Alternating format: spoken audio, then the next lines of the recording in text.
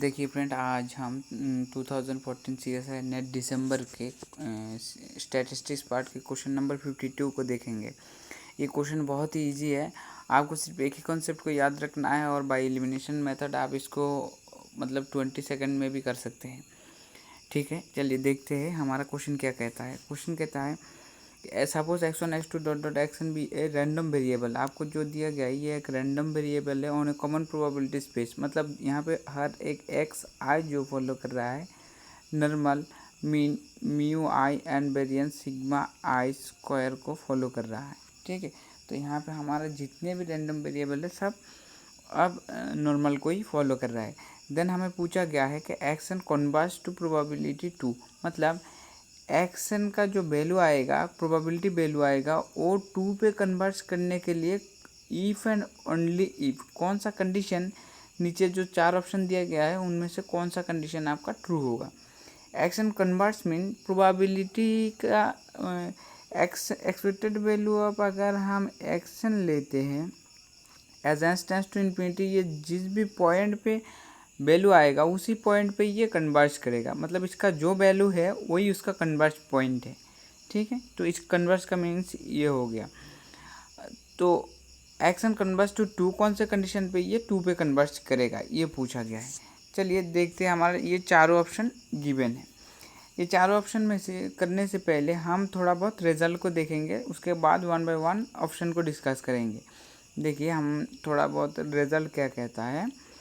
Result number 1 को देखिए, एक condition for the convergence in probability. ये कंडीशन आपको याद रखना ज़रूरी है क्योंकि ऐसा क्वेश्चन आपके CSI नेट में हर साल एक क्वेश्चन तो पूछा जाता है। लास्ट ईयर 2019 में भी पूछा गया था, 19 दिसंबर में भी, हाँ 2019 दिसंबर में भी एक क्वेश्चन पूछा गया था आपका।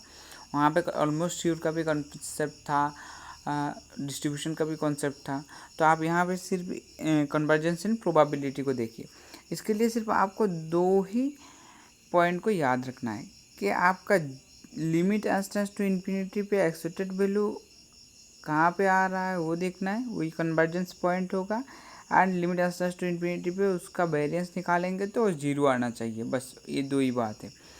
और दूसरे ऑप्शन को आपको चेक भी नहीं करना पड़ेगा अगर IID दिया गया है। मतलब आपका रैंडम वेरिएबल अगर IID independent and identically distributed random variable given है, देन आपको सेकंड ऑप्शन को चेक करने की ज़रूरत ही नहीं है। बाय खिंचिन थ्योरम ये ऑटोमेटिकली ये 0 पे ही कन्वर्ज हो जाता है। मतलब ये 0 पे ही सेटिस्फाई कर जाता है। तो आपको सिर्फ एक ही ऑप्शन को ही चेक करना है जब आपका IID दिया है।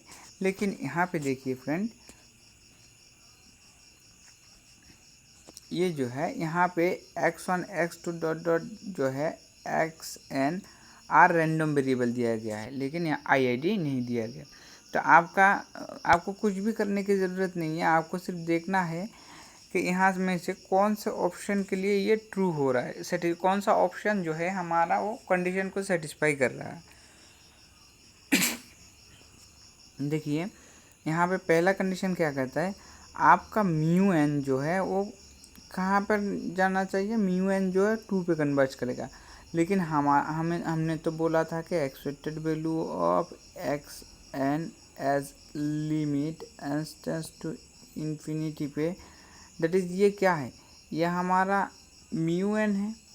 तो म्यू एन हमारा कहाँ पे कन्वर्ज करना चाहिए, 2 पे गिवन है, तो ये हमारा 2 पे कन्वर्ज करना चाहिए। ठीक है, एज आपका इंस्टेंस टू इन्फिनिटी केस पे।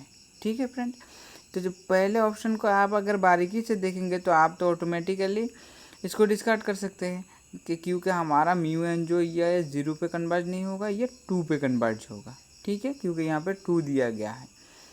अच्छा, तो हमारा पहला ऑप्शन तो डिस्कार्ड हो जाता है। अब आइए हम दूसरे ऑप्शन बी को देखते हैं। ऑप्शन बी क्या कहता है, देखिए म्यू एन जो है 2 पे कन्वर्ट करेगा, तो ये तो सही है।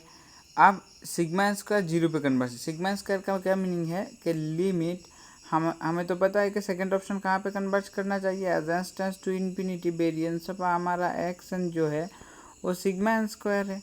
एज वो कहाँ पे कन्वर्ट करना चाहिए, 0 पे कन्वर्ट करना चाहिए एज टेंड्स टू हमारा इन्फिनिटी केस में, ठीक है। तो ये हमारा सेकंड ऑप्शन हो गया।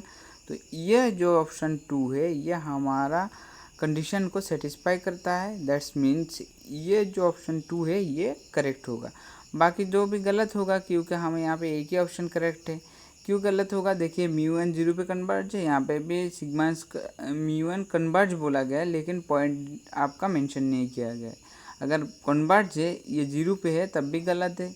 अब सिग्मा स्क्वायर 0 पे कन्वर्ज है लेकिन μ1 0 पे कन्वर्ज नहीं है, तो हमारा C D and A option गलत हो जाएगा और हमारा कौन सा ऑप्शन ट्रू होगा, सिर्फ बी ऑप्शन ट्रू होगा। Thank you friend, thank you for watching.